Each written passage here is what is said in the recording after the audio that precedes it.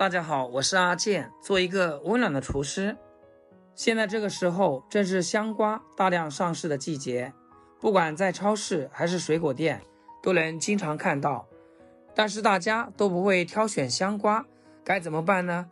今天阿健就分享挑选香瓜的方法，挑出来的香瓜又甜又好吃。喜欢吃香瓜的朋友就一起跟着我的视频来看看吧。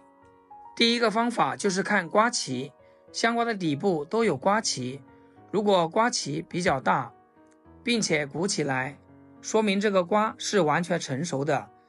如果瓜脐向里面凹，而且比较小，说明这个瓜是不成熟的。一般说，瓜脐比较圆润的瓜称为母瓜，这样的瓜又甜又好吃。第二就是闻气味，我们拿一个香瓜，用手轻轻扇动表面，如果有一股清香的甜味，说明这个瓜是成熟的。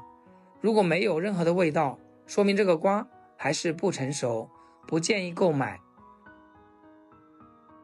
第三就是掂重量，我们在挑选香瓜的时候，可以拿起同样大小的香瓜，放在手上掂一掂。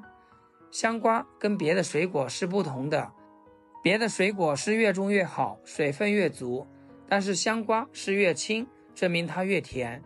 因为香瓜成熟后，糖分会沉淀下去，水分就会变少，所以个头差不多的情况下是越轻越好吃。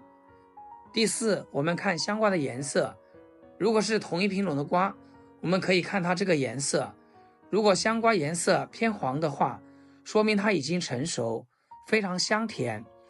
如果外表看起来非常青绿，并且有清淡的味道，说明这个瓜还是生的，不建议大家购买哦。